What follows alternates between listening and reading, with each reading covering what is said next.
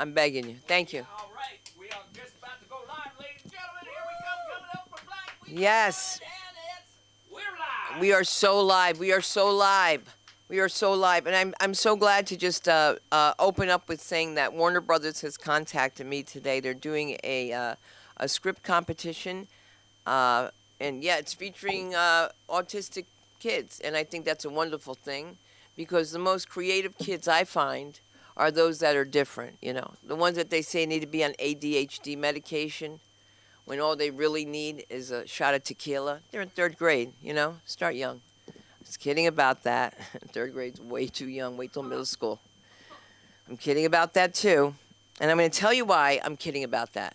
Because there's never been an episode in Hollywood where anybody could say they've ever seen me in any compromising position. But, of course, with my luck, I go to school with the president of Viacom. Who does this? First, he starts out as the president of MTV, then Comedy Central, then Viacom. You would think he'd say, Sunda, come, I'll give you a show. But when I was 15, somebody put a Mickey in my drink. They played a joke on me, my Irish friends. And they put, I didn't know what JD was. I thought it was like jurisprudence or something. I don't know. And they put it in my alcohol, and I got drunk, and I vomited all over his mother's house. So every time I went for a job anywhere with those companies, that story was always told to me. And I said, but I was 15 and they shouldn't have had underage drinking. Does anyone see that part? Right? It's okay to say something about me, but by the way, everything I got, my friends from school think he gave it to me, and I got it all by myself. And you could get it too. Did Willie Jenkins call? Willie Jenkins, did he make it? Willie Jenkins. No, see that. How are you? I couldn't see. Are you Willie Jenkins? No. Oh my God. Look at you. Man, you know what? I wish I knew you when I worked for Spy Tech. I mean, because, no. You would be my operative that would do something crazy. I had an operative. She was so good. So if you want to know what Spy Tech is, it was this company I worked for where I still sold spy equipment, and I was the voiceover, which sounds so ridiculous, but, like, talk about, like, trying to take over. Do you ever need to know? Call 1-800-SPY-TECH. That's 1-800-SPY-TECH. So why am I telling you that? My operative is working in a nursing home, and they're finding out they're stealing the meds from the just doing everything bad at this nursing home. I'm sorry I'm doing a nursing home story in front of my husband because he represents them. I know, but here's what happened. They become her friends. They all get high together, have a good time because she's getting the information of where the drugs are coming from. She forgets her notebook there with my information in it. I know, Brennan, right? Brennan. The absent-minded operative. It's like absent-minded drug dealer. I get a phone call. She's like, you better be careful because your name and number is all through this book. And I was like, what? So you have to be careful when you're an operative and not give it away. My mother gave it away once. She was really great about screwing up my life about certain things. So I had another name that was just Lynn Brown because I used to work for these lawyers. And there's such a thing as somebody called an ambulance chaser. I was already on the scene. So my name was Lynn Brown for that. But actually, I was hired to see who was doing that because it's against the law. But at the same time, I was working with David Zindel. It was a crazy story. I come in the house and I hear my mother, and she says, that's my daughter now. She's an actress. She has a degree that she's supposed to go to law school with, but she never did. And I'm like, why is she on my phone talking to my friends again? And she goes, Sunda, come here. She goes, somebody's looking for Lynn Brown. And I said, oh, my God, how coincidental, because that's my maiden name and my daughter's middle name is Lynn. She blew my whole cover, okay? Tells them that her birthday's in April. She told her my business. She was amazing. She was just amazing. And the second time, Sunda went to jail. No, Mom, that wasn't the second time. That was when you were in jail. No, I'm kidding. We did get our license back together. That's a whole other story that we'll talk about for my one-person show that's coming up. Right now, the one-person show that's going on here right now in this place is that we got beautiful people that have beautiful things that happen here. We have Aaron McIntyre, the director of the Film Actors Cafe. Yes, Tuesday nights, do your drop-in, get your copies done. You have your comedy concierge, Samantha Linderman. And I am your host. My name is Sunda Kronquist. I can be found on all platforms. I'm telling you that right now. because a lot of you, I want to congratulate Lee Schwartz for his callback to the Laugh Factory. All right, so beautiful things happen here. And Willie, if you're watching, you're in the car and you're scared. It's the craziest thing to see that, right? When you find out that people are in the car and you walk out, they're like, ah! How'd you let us out here? Because you're watching us, we're watching you. And we want to watch this guy come up because he's got new equipment over here and everything. And he is the director of this acting method that makes me feel comfortable being an actress again. Why didn't I get that last job? It was my fault. We love him, and we also love Puzzle. Don't be talking about my horse. Please give it up for Aaron McIntyre.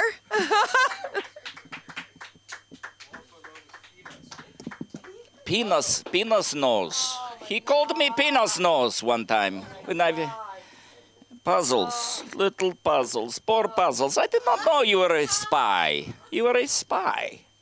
You're a spy, little spying here and there, looking around, trying to find those people, those covert people. I just learned tonight that Sweden is one of the most dangerous places.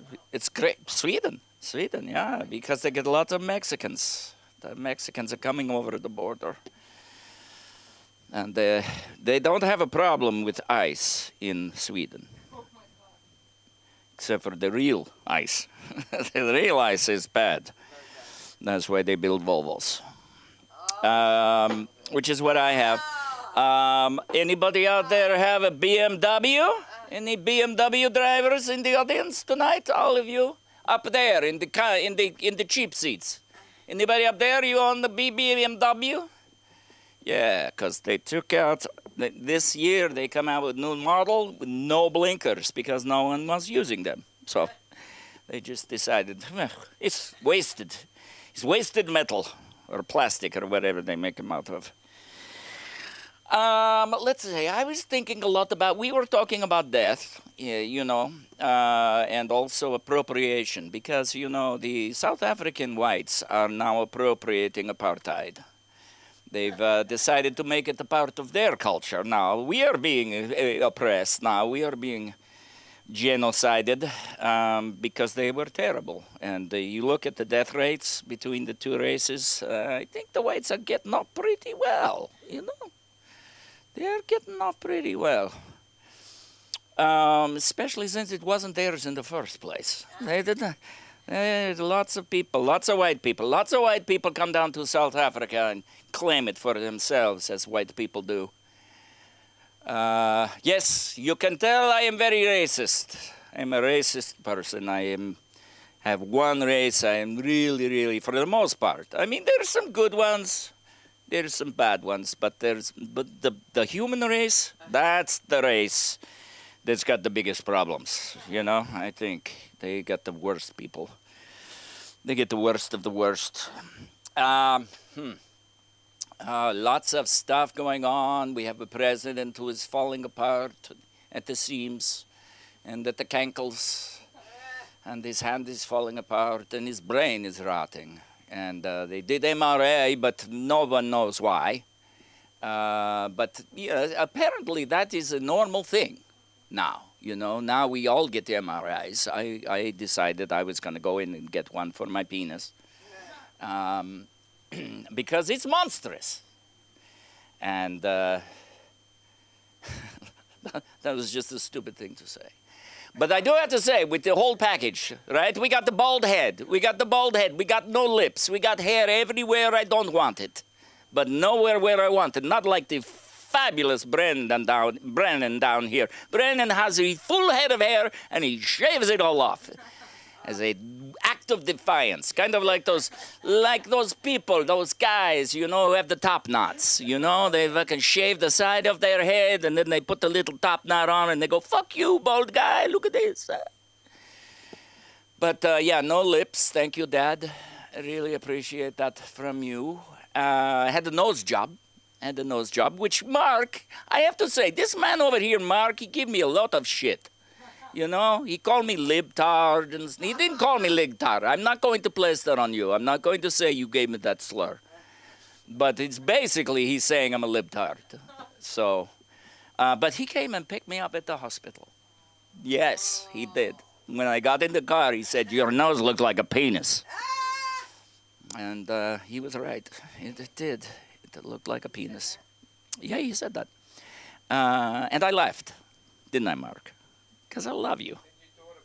And then my daughter called. I know. I know. Oh, God, that girl. She just came here. She came here and we hung out. First, I went to New Zealand. Then she came back with me. So we flew for the first time on the international flight. And we flew business class this time. I'm never going back to economy. Never. When I sat in business, I thought, I got this is okay. It's not that big of a deal. Then I walked back to the basic economy and saw the other people with the fucking chins in their knees, and I said, no, never again. Never again. Yeah. What was I talking about? I was talking about, the flaws. My flaws, things that I have. I'm starting to put on again the weight. My left leg is about 1.5 inches shorter than the right one, so I do have a lift. It's not one of those big club things like the guys who walk around like that. But I kind of do walk like that, That's why my pelvis falls so far behind that I pull myself along instead of regularly walking like other human beings. I don't walk like that. But so the whole package is not, for all you clamoring beautiful women out there, because yes, I am not gay. Okay, I've only been with 3 guys. Okay, it did not go well. It did not go well. The only thing I can say is I'm a people pleaser, and I don't like to see people disappointed. And I tried my best. I gave it the old college try, but it did not work. It just did not work. And they were even more disappointed because then they were like, "Oh, you don't think I'm pretty?" And I said, "No, I just don't think you're a woman. What can I say?" But with the whole package, if you're looking for something not a good, the package. Now the package, I have heard. This is all hearsay that the package is in good shape. It's in good shape. I have a beautiful one. Beautiful package. And yes, could you order me a pizza, please, while you're on the phone there? Because I will take the Greek pizza, of course. Let's see here, what else? Yeah, mental illness. We were talking about mental illness, suicide. We were talking about suicide. I have thought about that way too much. Pretty much every day it pops in somewhere. And one of the things that I think is very important is that you have to be sure that it's going to be foolproof. Because you don't want to be, end up in a coma with all your loved ones sitting around going, all that shit he did, and this is what we get. But I stray from my original. Oh, look, another person here. Hello, how are you? Hey, good, it's a black person. It's my brother. I always wanted to be black. It's been a goal of mine because I can't dress. I cannot dress right? I wear this shit. I look okay, I look kind of like, I'm from the Midwest or something like that. But, anything else. I want to wear one of those gold chains with the big dollar, the big dollar sign, But I put that on, I look queer. I look like a gay man. I just can't wear them. I can't wear the pants that fall down here. I came up with a great idea, though. If you sew the underwear into the pants and then you wear the underwear here, then your pants will never fall down. Because I see these guys walking now. They're starting to walk like this now. They're having to walk like this to keep the pants up. And that's where I draw the line. Because, that's not good for the back. It's not good for your posture. That is all the time I have, ladies and gentlemen. It has been such a pleasure to be here tonight. I do have to say, Tuesday night, 7 p.m., I have a class right here. I don't talk like this, okay? You will be able to understand me a bit better. Acting classes, I've been doing it for 35 fucking years, okay? 35 years I've been doing this. We have merch. You will see. Yeah. And Sam, who's coming up later, she has our new sweatshirts. Ooh, sexy. Sexy. They don't have zippers, so you have to pull them over, but that's okay. I'm sorry. I was late at night. I didn't check to make sure there was a zipper. I made a mistake. But yeah, that's that. You can find me at Aaron McIntyre everywhere. AERON MACINTYRE. Everywhere you look. If you put me in Google, that's me right there. And there ain't no other Aarons around. And yes, it was totally a marketing ploy. And now I'm going to bring up the sunshine in our life. She is the sunshine that brings some rain sometimes. Some rain comes with Sunda. Sunda Kroonquist, ladies and gentlemen. Put your hands together, come on. And I am not leaving the stage till you get up here, darling. Oh, God, I love you. What he really wants to say is, here comes the pain again. Finger looks like a pickle. A neighbor, I had surgery. I didn't tell you this, but welcome. Let me tell you something. I said, Willie will be here and he's going to be late. And it's not because he's black. It's because I was late. Oh, I said maybe we'll be late together. Oh, it's terrible. But we got some new black people now to make us look punctual. They're called Persians. Yes. And I have this next act that's going to tickle you pink. And I mean that. Let's give it up for the one and only comedy concierge, Samantha Linderman. I always think you're bringing somebody else, though. I really thought it was me, Mark. I really did. I think it tickles me pink, America's sweetheart. Hi, guys. I'm Sam Linderman. Thank you so much for hearing me out tonight. I am the comedy concierge. I am wearing the new sweatshirt. It's not like the... I feel like it's like... I'm going to sound so but you remember when they would be the letters? That's how I feel. But it's like it's staying on. It's like the word. It's like the opposite. I don't know. It's like a strip club where you put more clothes on. That's what I feel like right now. Where it's like I can't. I brought a different shirts where I was like, no, I'm actually gonna. Anyways, that's so crazy. Maybe that's what I should do instead of my current job. I don't think I could do that on TV. I feel like I'd be shaking or I would yawn or my bones would crack I'm reaching for it. And they're like, here comes Samantha. She's Olive, about to be 23 years old. Whoa. I don't think I would do that. I don't think I would do well. I think I would be mic'd and I would do something. I think, who knows? It would be bad. Okay, so I came from work today. I know, I work. I know. Are you so proud of me? I'm in my 20s. I work. That's right. That's how I feel sometimes. No, but that's how I feel sometimes. But then I'm in a room of quote unquote normal people, and I'm like, I need to calm down. I think I'm selecting sometimes rooms to be in where I'm like, I got a job. No, and nobody's like, what job? It's like, dope. Right. I got a job. Cool. Usually there's a question after that, when I was pretending to go to college after I dropped out of college, my dad doesn't like when I say that. I'm like, you want me to rebrand my life story? Is it a marketing thing? When I exited that Cali Polytechnic, blah, blah, blah, blah, I dropped out. I do plan on putting my withdrawal form in my memoir, so I don't think that there's anything wrong with saying I dropped out. It's so funny. I wrote it, and you can smell that this girl thinks she's gonna be something without college, and it's so embarrassing. It's I'm leaving not because I can't do it, because it's not the time. Girl, it's coronavirus. You're stressed. Go home. Your parents wanted you to stay home. What are you doing? You're at a STEM school. Go home. There's no acting. There's there's nothing there. It was so funny. I forget why I brought that up, so I'm just going to go back to what I wrote down. I never write stuff down, but usually I have my phone. It's a whole phone thing.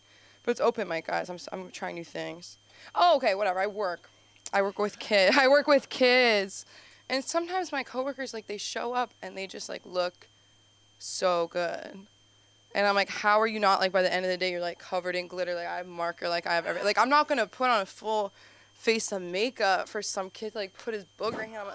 I can't do that unless it's Tuesdays and the cooking teachers. And no, I'm kidding. If you're watching, you're a freak. How'd you find me? You're obsessed with me, call me. No, but only on Tuesday, I know. Clap if you love freaks. Okay, then you don't love yourself, because everybody in here is a freak. Everybody in here is a freak. Never missing a beat, because we're all a fucking freak. Okay. I should have said freak and freak, and then that could have been clean, but it's okay. So when I look bad at work, I feel like I'm being a feminist. Like, that's how I convince myself. Like, girl, like, no, don't do your hair. Wait till, like, 1:58 when you have to be at work at 2. Tie your hair up and let them know, hey, sometimes, you know, it's okay if your mommy's late too and your hair looks like this, like whatever, you know what I mean? Because sometimes it's like it happens. One time this girl came to school and like my coworker just did her hair for her, and I was like, it's so funny because, oh my God, today I had to take a little rubber band out.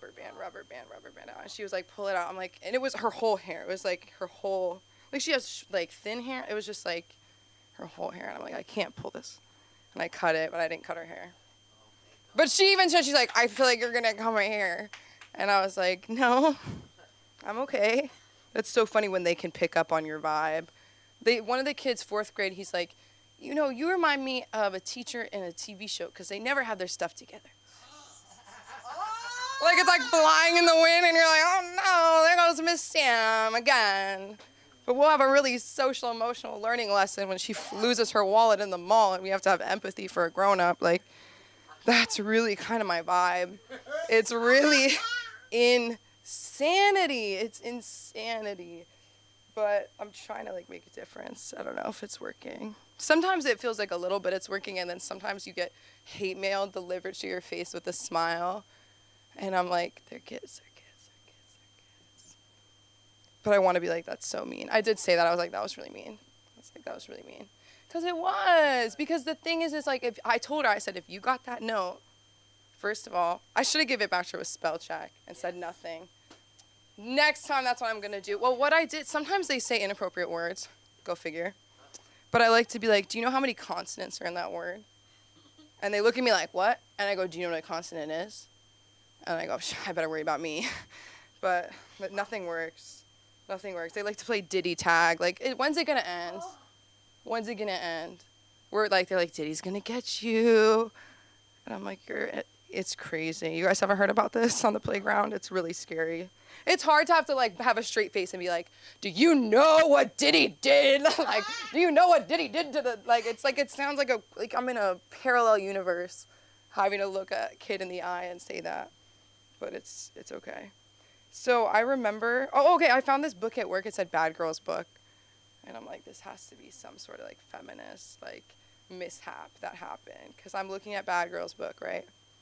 Harriet Tubman, Marie Curie, Amelia Earhart, like Queen Elizabeth, and all of these are, like, bad girls who are bad and changed history. I'm like, you can't put Marie Antoinette on the, like, 2 pages before Harriet Tubman. Like, that's crazy. Like, I would, like, threw it out. Like, that's crazy. The girl who bought it was the girl who looked like me who used to work there, and the kids called me her name.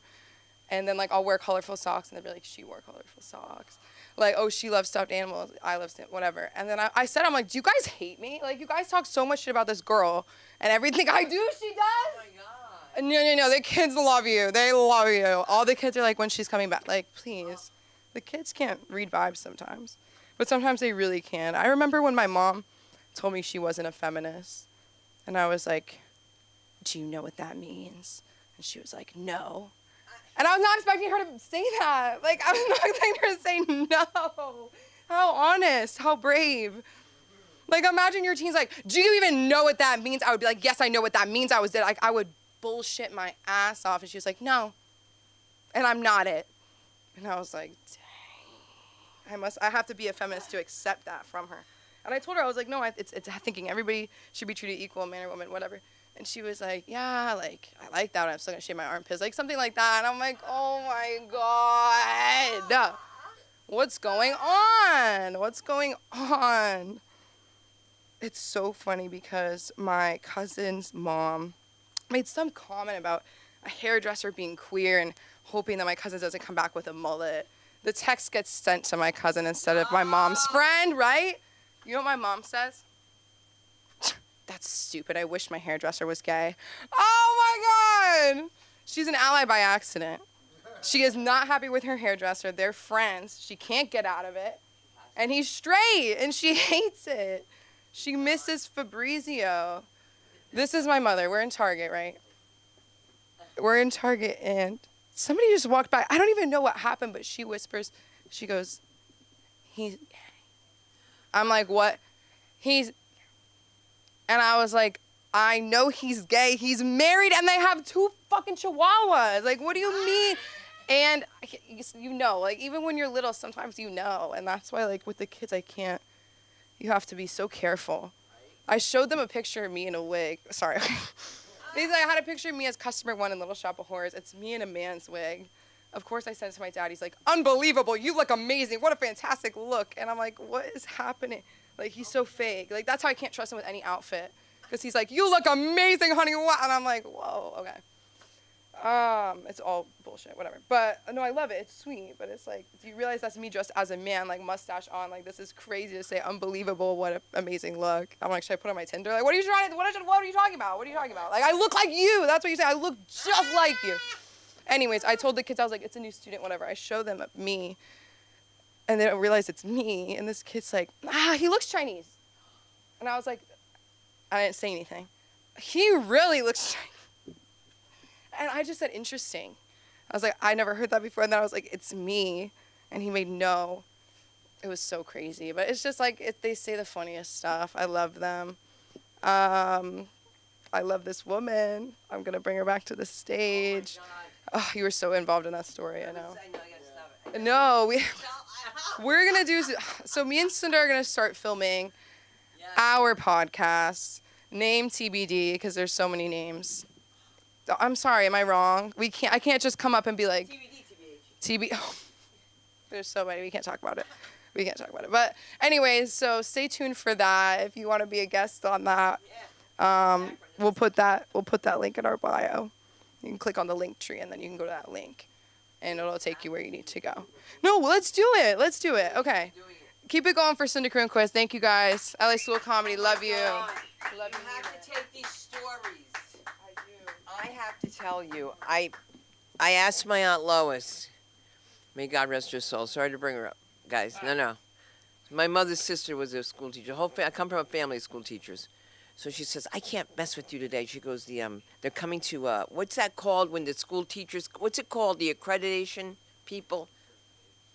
Whatever it is, they come in, you got to be, like, on your game. That's the day that the state comes in. And my aunt has been there for over 35 years. She's been a school teacher for a long time. She says, out of nowhere, little Rashida starts giggling. And she says, Rashida, sweetheart, what's going on? What's wrong? She said, them boys over there.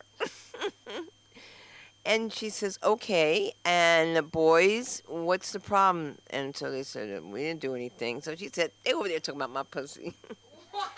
And she said, excuse me? They over there talking about my, and this happened to my Aunt Lois, okay? If they know how square my black family is, okay? You would think it was the white side. No, it's the black side.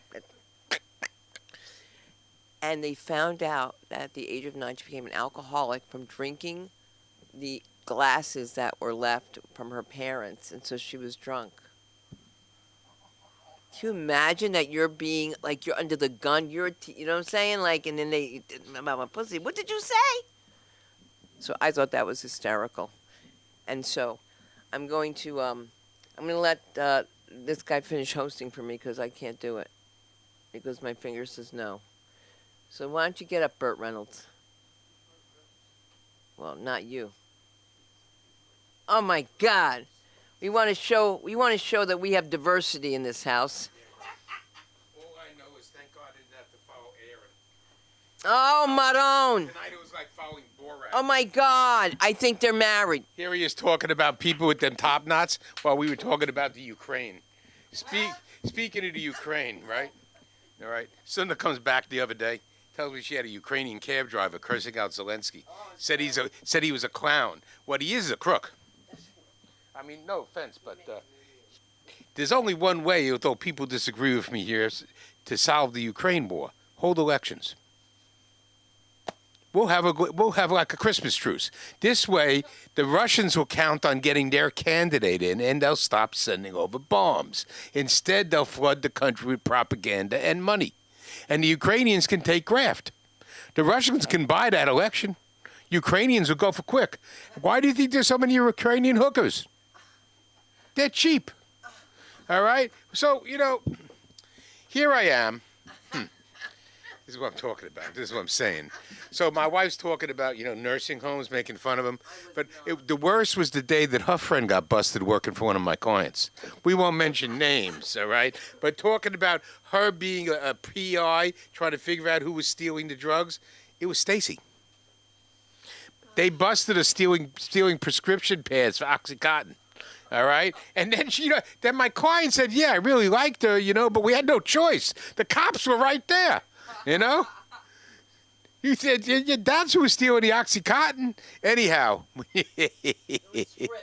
whatever, because they don't keep it there. There's no drugs in a nursing home. What are you going to do with the drugs they give old people? How much blood pressure drugs you going to steal? Though I once did do a deal. This pharmacist, right, from Bombay or somewhere like that. What he was doing is that he was the junkies would come in, and they'd either get their AIDS medication or some other medication that was super expensive. Then they'd come around to the back of the pharmacy and sell it back. And this guy was repackaging it. So he would take the drugs, they'd come back with their hairs and everything, and he got busted in a parking lot, all right, selling the drugs repurposed because the AIDS drugs were expensive. He got caught on a camera by the feds. They got his ass. But here we are. I'll tell you what's crazy. I have to get my knee replaced, and I'm deciding I'm going to find a different way of doing it. So I go in to get my pre-knee, checkout for the operation, and I don't pass. All of a sudden, everybody gets flustered. They see something on my EKG, send me across the street. It's like going to the other side of the hall for the cardiologist, and they set me up for all these tests. So on the day, the radioactive tests weren't so cool, but the day was Aviva came with me, my daughter, Satan. When she came, the guy was kind of weird. He turns around to her and says, "Are you pregnant?" My daughter's pretty pissed off. She thought he was making fun of her, all right? But he said, "No, you can't be in the room if you're pregnant." And then I said, "Is that stuff that radioactive?" And I could have glowed for 2 days, got sick. Anyhow, on the way to the doctor, my daughter and my wife want to know where my insurance information is. And they didn't mean my health insurance. So to get to the cardiologist, get my tests, everything's fine. And, we basically come down to a conclusion. I need to lose weight. Duh. Of course I need to lose weight. But I've decided, I looked in the mirror the other day and I said, I'm thin. That's the new me. I have chosen to be thin. And nobody can tell me that I'm not thin. That would be like misgendering me. I've decided in my mind, and I expect everybody to buy into this, that I'm thin. And my new pronouns are slim and skinny. And if you call me fat, I could get you for misgendering me. You could lose your job. Because it's easier to make believe that you're thin than lose weight. Right? Think about it. Very important thing. So here I was today. I'm enjoying myself with the Somalians in Minnesota. I don't think that Tim, I can never say the R word. Now, I can't say the N word either, but I can't say the R word, and it has nothing to do with your aunt, who wasn't R. I worked for AHRC. That was the Association for the Health of Retarded Children, but we never changed the name. We just went to acronyms. $1 trillion business taking care of, developmentally disabled children. That's what they are, developmentally disabled. But I think Trump may have been right making an exception for Tim Walz. He may be a retard. He's either a retard or a moron crook. And how in God's name, and by the way, after him, we're going to get to the other retard, Gavin Newsom. How in God's name can you let these people steal $1 billion? All right? And say you didn't know about it. Now, I know quite a bit about Medicare and Medicaid billing. There's almost no way that they didn't know. You can't feed 6,000 kids in a community of 2,500. That means there are 3,500 missing sandwiches. All right? Where did they go to? They probably, knowing the Somalians, they got paid for that in Medicaid, then they resold it back in Somalia.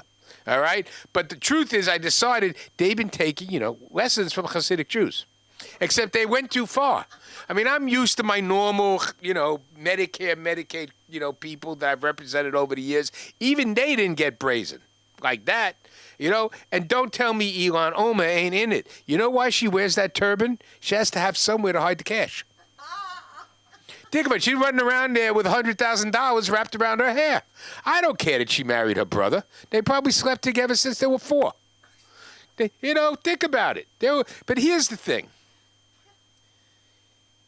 America used to have this thing called an assimilation machine. All right? Nobody cared that Puerto Rican came here, and once a year on Puerto Rican Day, they fly around with the Puerto Rican Day flag. All right? Okay, they go around the whole neighborhood honking their horns, flying the flag. Nobody cares that people come here from India and they eat curry. No one cares that people retain a certain amount of their ethnicity. It ain't funny when they bring their, he's right, when they bring their shitty country and their shitty habits over here and don't want to change. So think about honor killings. Is there anything more crazy than honor killings? You're going to kill your daughter because she didn't want to wear her headscarf? I mean, and speaking of the scarves and everything, you know, talking about wearing a man's, you know, wig for a man here makes you look like Ellen DeGeneres. And I thought to myself, when she self-exiled herself to England, maybe she should have gone to Dubai, because she wears the short hair. It's perfect for her to wear a burqa. She likes to make herself look, you know, unattractive. But then again, she is kind of unattractive and very jealous, by the way, very jealous. Anyhow. There's not all that much to say about the world today, except that afterwards it started out in Maine, all right? Isn't Maine where Bernie Sanders is from? Or is he from New Hampshire? He must have gotten a cut because the Somalians there stole $51 million, all right? These guys are good at it because somebody's covering. But let's talk about real loss of money. Gavin Newsom. And I saw a video of him. See, I love these YouTube videos, little snippet videos, because you can see how stupid people are. Excuse me, do you know who the first president of the United States was? I don't know. Maybe Thomas Jefferson? Oh, no. The names they come up with is fascinating. We have a whole generation of kids who don't know what democracy is. So I finally figured out the Democrats are always talking about democracy, democracy, democracy. He's a threat to our democracy. He's a threat to our democracy.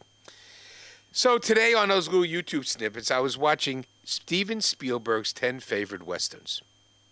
And Steven Spielberg's favorite Western is a Western starring Harry Morgan, also known as Colonel Potter from MASH, and Henry Fonda. It was made in 1948. It was called the Oxbow Incident. This is not comedy. This is for Aaron, the Democrat in the corner. All right? When you get down to it, that was democracy at work. I love that movie. It was one of the best movies ever made. It taught us about the mob. You know, anybody around here know about the Oxbow Incident?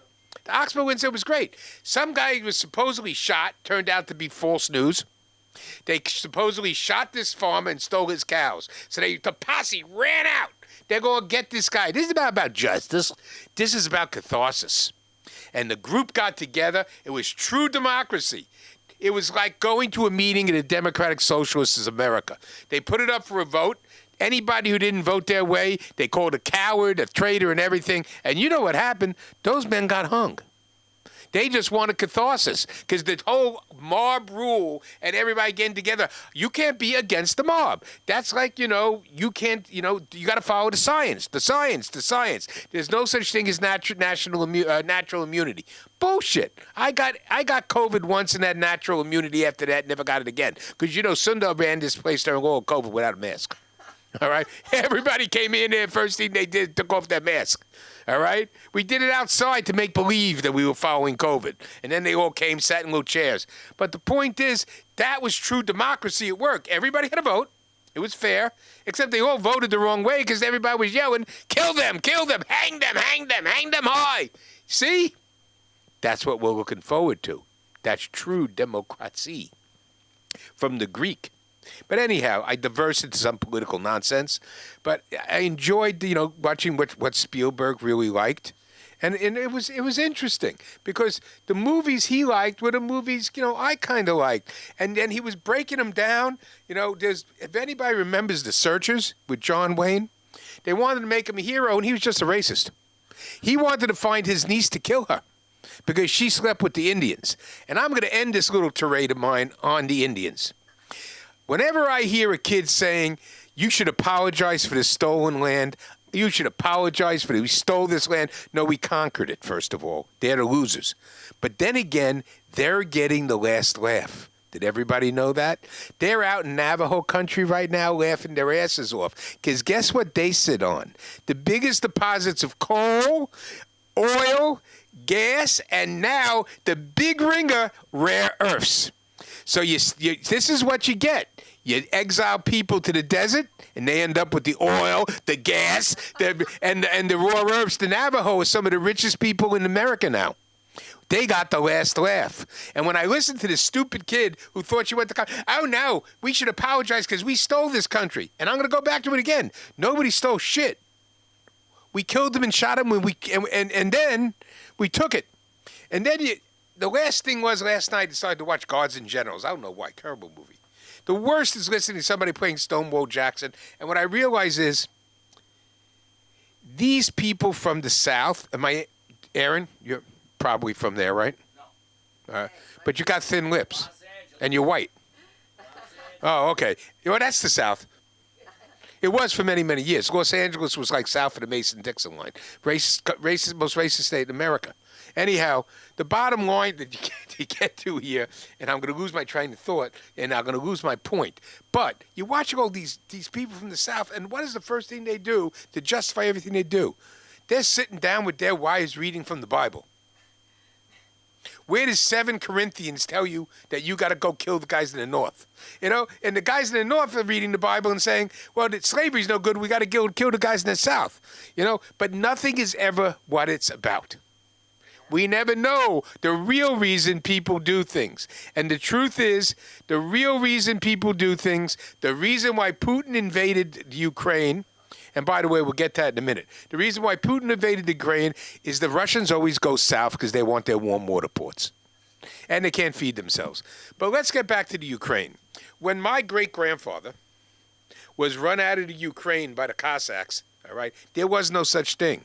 Oh, they were Ukrainians. And when the rest of my family was killed during World War II by the Ukrainians, they were just working for the Nazis. So when the whole war started, my attitude was, I don't really like the people down the street of Fasolka. And I really don't care if Russia just takes back what's theirs. Ukraine was Russian for longer than it was Ukraine. And then we have this clown, Zelensky, coming here, doing the one thing I hate a foreign leader to do, stick his hand out. Ladies and gents, ladies and germs, that's my time. I think there's one more person to bring up. Yes, please bring him up for me. He's your favorite. But I can't pronounce his name. It's Brendan Weeks. I thought it was Brendan. He always Uh-oh. says Is there somebody else at that door? that. It's on you. No? Hey, hello, handsome. Come on in. Oh, my God. One more thing, as long as Hunter here. I don't know how people feel about her. Some of you may love her, but Joy Reid has reached the deepest low of her mental illness. Today she got on the air and came up with jingle bells, jingle all the way. Should be boycotted for Christmas because it's a racist song. It's not funny. What's not funny is that people actually listen to her and Jasmine Crockett. And they love Joy Reid. All right? I'd like to get us some of the bowling ball wax that you use. Anyhow, how is Jingle Bells a racist song?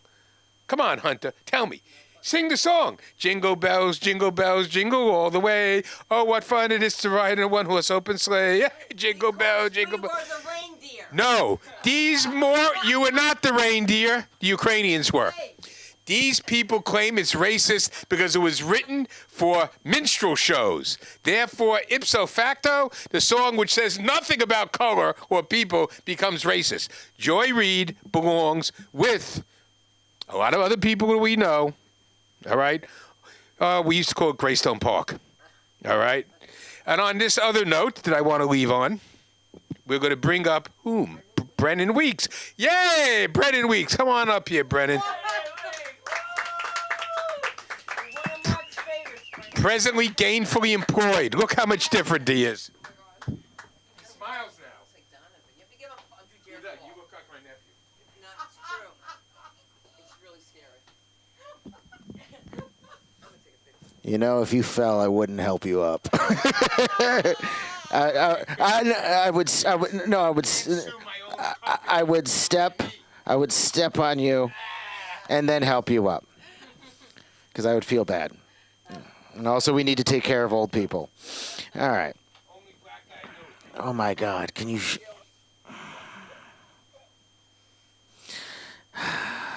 Ladies and gentlemen, give it up for J. Edgar Hoover. You could fit. You could. It's like following Pol Pot. Like, what do you say?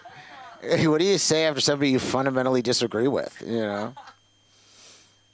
Remember that show on CNN when it was like those two guys, Counterpoints, as I think it was called, with the bald guy? Yeah, and then the other guy who was like kind of a cuck. You know, like, it's weird how like, because I feel like Mark's self-fulfilling philosophy, historical context, and political views self-justify themselves. What you say is logical and reasonable and matter of fact, even if all of it is wrong. The fact that you can just reinforce what you say. Yes, Jingle Bells can be racist. You can have two truths. You can have Jingle Bells can be racist. You can have it be minstrel shows. Can you also say that the passage of time has changed the meaning of the song? Sure. Therefore, people could either celebrate it and continue singing the racist jingle, which is fine, or you don't have to, which is also an option. That's all I'm saying. I hate following you, and I know why people don't come on Wednesdays. Like, that's fuck. It's just, we're good. Yeah, fine. Nobody wants to go there. All right. So, I was quiet during your set. Do I have 5 minutes of unmitigated propaganda? liberal propaganda? It is my time.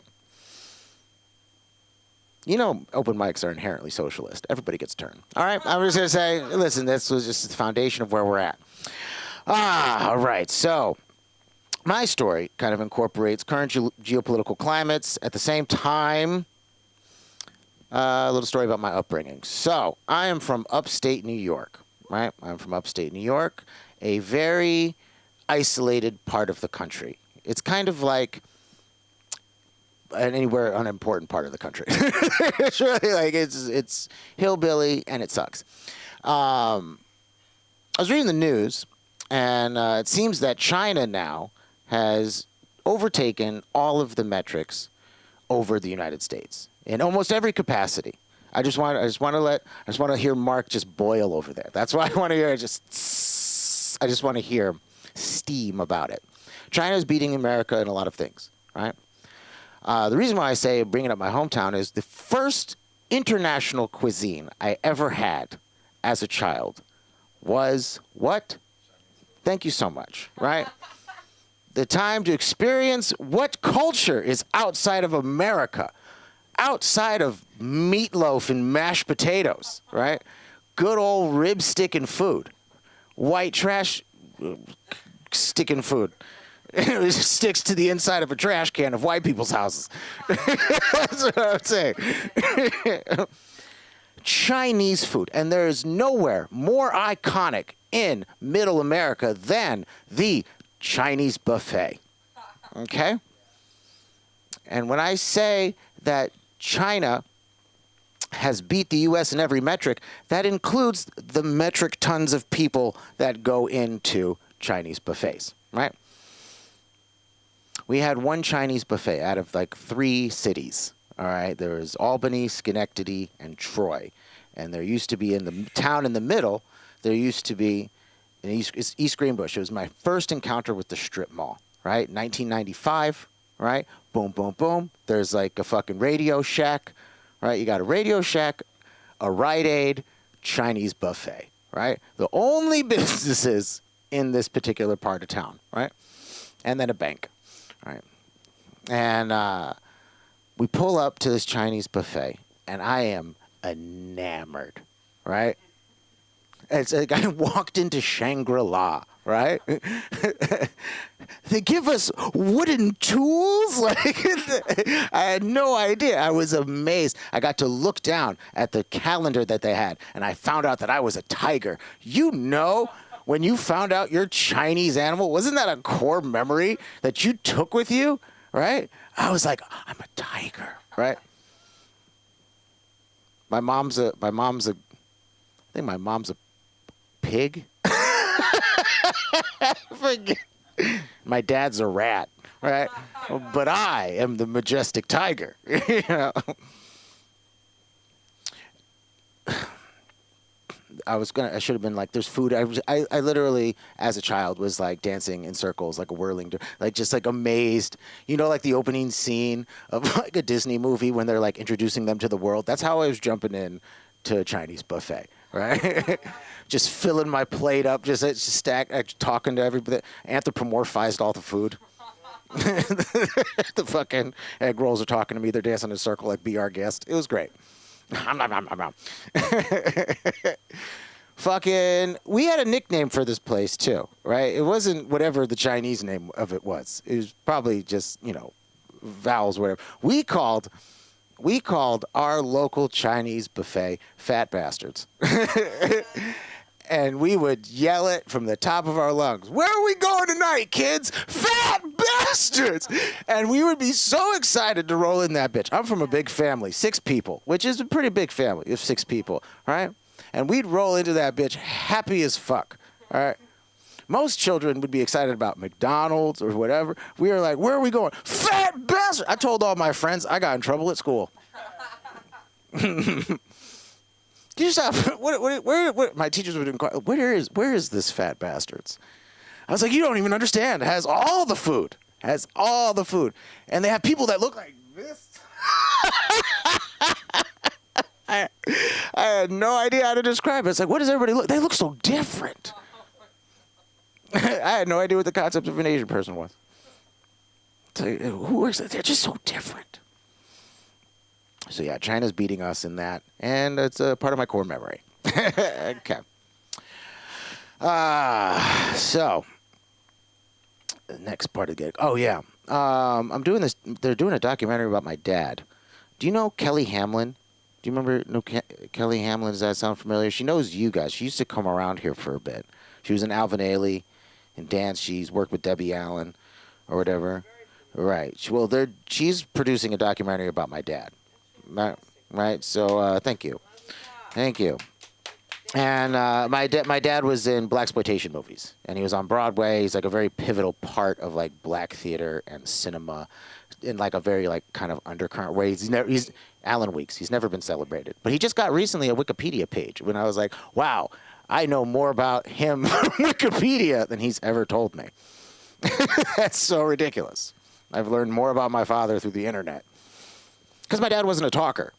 He was around. All right, there we go. And you just obviously have to clear that up because we have somebody who wants to make racist tropes all the time. And so my father was around. My father raised me, basically. And I don't know, he just never really talked about his past in theater and film. And it's always something I've ever wanted to ask him. And we drove a lot. I spent a lot of time in cars with my dad, right? Just driving from one gig to the next gig, or going to a theater, or going to a show, or performance, something like that, right? And I was thinking about it in the car, because I drive a lot now as an adult. And I've been like looking for wisdom in like different places, right? And I see it in some of my dad's films, you know? And one TV show he was on in the 80s, I think it was 1982, they had a pilot, there was like a series called Baker's Dozen, right? And it was a cop show. It was like a cop comedy show, right? It was supposed like, you know, like a, before like, I don't know, Reno 911, whatever like that, right? And he's on the phone in the pilot episode. He's like one of the hip cops. He's like, hey, cool. He wears like a big leather red jacket with the big frills on the side. He's like, he's the hip guy, yeah. So in the opening scene, he's on the phone and he's talking to this girl. And he has to cancel a date because he's on a case. He's like, don't worry, baby. I'll be there. Don't you worry. Rachel. And all of a sudden you hear, right? He's got that bitch's name wrong. Right. And I thought to myself, I was like, I've done that. I've canceled plans because I'm working on some new pussy. Call this bitch the wrong name, you know. And it's just like, yeah, it's full circle. You know, it's full circle to find wisdom in old pieces of media when your dad played a piece of shit character on TV. It's nice to know that where I got it from. Okay. Last but not least, I think I got the light. I'm done, right? I'm done. Okay. Thank you so... You don't. All right. Bye, guys. I'm Brady Weeks. Bye.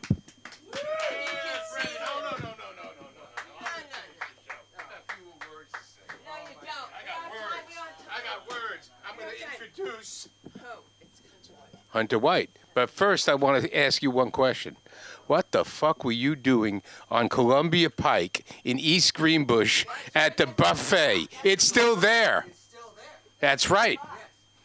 Columbia Turnpike, town of 587. No wonder why you're so narrow-minded. Anyhow, let's call up Hunter White. I said White. Hunter White.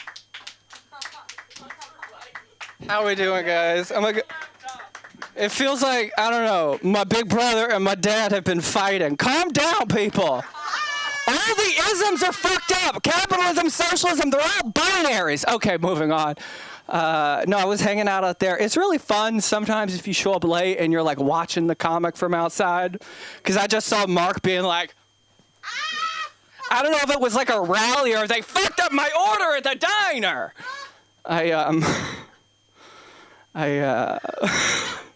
Happy December to remember, y'all. It's about time to pick sides. Oh, hey, how you doing? Of course, I mean in the war on Christmas. Pick a side, people. I'm from Georgia, so I had to pick a side real early. I stand with the elves of the North Pole. Anyway, I'm wearing this jacket. It's hot. I'm going to take it off. But I wore this jacket because, yeah. So I wore this jacket at work, and I got offended at how many people complimented me. Because it wasn't like, oh, that's a nice jacket. It was like, you own this jacket? It was like surprised that I got a little drip. Yo, I'm from Atlanta. But I don't know if you know this, but when you're a baby born in an Atlanta hospital, at night, once a week, an old black lady comes by and pets the infant's face. Just imparts some like Atlanta coolness on all of us.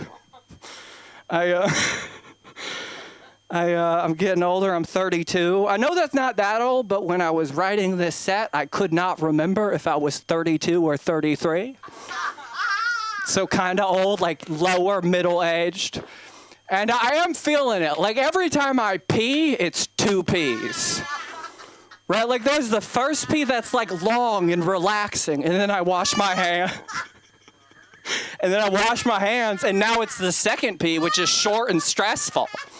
Just involves me like shaking and being like, oh, do I actually have to pee? Or is this anxiety and a weak pelvic floor? We're back, y'all. How we doing? It's good to be here. I don't know. You can grow and change as much as you want, but thank you. I needed that. I will humble this and hold this forever. No, but like I love those moments that like remind you of who you are. Right? Like, as much as you change, like, I'm a mess. I'm chaos. I'm fine with it. I'm happy with it. My goal in life is to, like, manage the chaos in, like, a sustainable and productive way. But that being said, it's fun when Trash Bag Hunter comes out. Like, I blacked out, like, a week ago. I haven't done Coke in years, and I don't really drink, but Ben & Jerry's was buy one, get one at Ralph's. I don't really know what happened after that. I think I got 2. There was some mixing. I woke up sticky. I don't know. I don't know. The other day, I don't know. I'm fascinated by time because you don't really perceive it like moment to moment, but you like perceive it in comparison to other people. Like, oh, I've known them forever, or it's been so long since we did this. And like growing up in this media age, you watch people on television throughout the years, and it really reminds you that like nothing is permanent, right? Isn't like Shark Tank? Relatable joke incoming. But like we know Shark Tank, right? We love Shark Tank, but it's a fascinating show because, like, me, my dad, my brother, we watched it when it first came on. Became the biggest show in the world. We bought Scrub Daddies, right? But the biggest show in the world for years. And now most of the sharks, the like almost billionaires who could like buy an island, most of them are YouTubers now. Right? Like these men, let's be honest, it's the men sharks who have YouTube channels. But like, they went from like shaking hands and changing lives to like begging for subscribers and for you to share. And there's two that fascinate me. There's a dude named Kevin and a dude named Robert. And if you're unfamiliar, Kevin O'Leary, he's basically like, how do I put this? Like the Canadian version of the devil. All his videos are just about work watches, and he loves the color red. Satan, right? Like, but he understands the assignment. He knows who he is. But this Robert guy, very nice seeming dude, but he is so obsessed with the fact that he is a billionaire. Like, he's so pleased with it. It inspires him. But he's just missing something. Like I watched a vlog this billionaire put out. Pause. This is a billionaire with a video blog. Something happened to us. I digress. But he opened it up being like, you know, how many billionaires are there? And he Googles and it's like 3,194. And then he was like, you know, I actually think people would think it's much higher because the media has made becoming a billionaire seem so accessible. What media? What media makes being a billionaire seem accessible? Isn't the whole problem people have with billionaires is that there's 3,194 people living like kings while the rest of us fight? I don't know. I've never been inspired by a billionaire. No, I don't want claps. This is trying to be funny, but we're just figuring it out. But I am more inspired by a homeless person than I am a billionaire. You ever be having a bad day and then, all right, rewind. I've been more inspired by a homeless person than I have a billionaire because they're doing what they need to do, right? They're making it work. Homeless people, they have good days, they have bad days. You ever run into a homeless guy when you're having a bad day, but he's having a good day? Right? Like, that is inspiring. Like, oh, he can make it work? What the fuck am I doing? Right? I think billionaires should try to inspire millionaires. See, I fucked the joke up, but it's fine. We're in the workshop. Okay, so I Googled, what does 6'7" mean? That's how I know I'm middle-aged, because I'm Googling what the kids are up to. And I learned what it was. It's a reference to a TikTok meme that means nothing. Cool.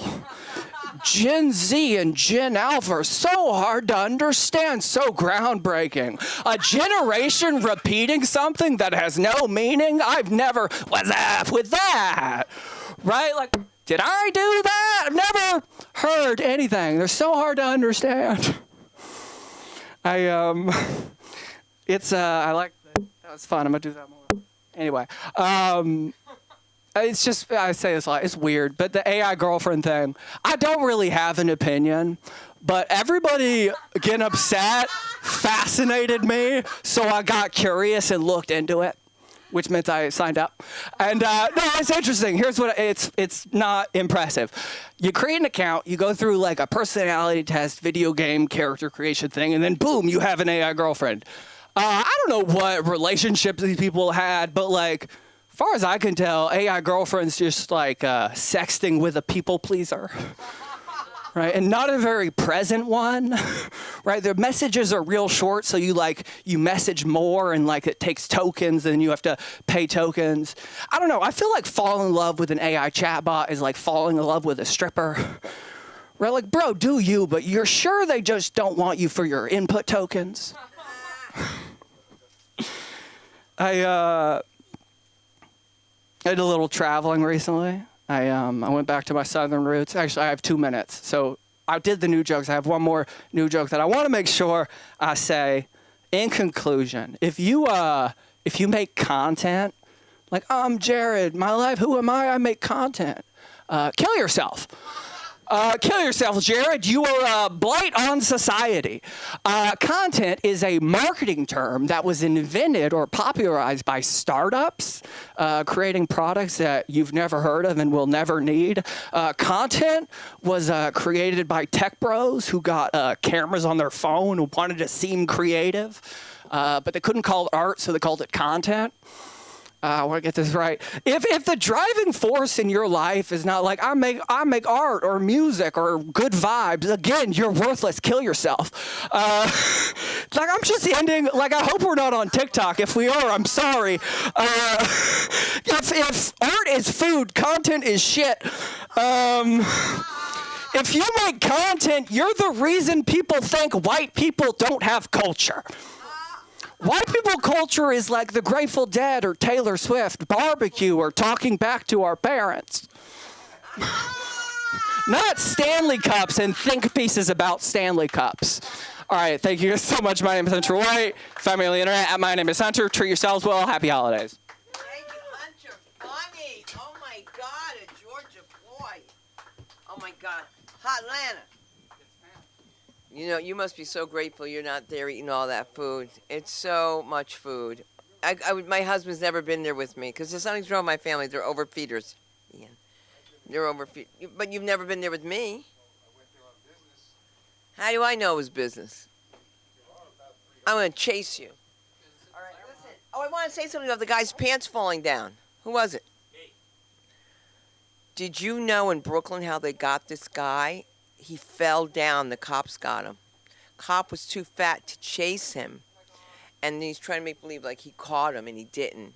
Somebody got him on the camera. He fell over his own pants. Oh my God. Isn't that beautiful? Yeah.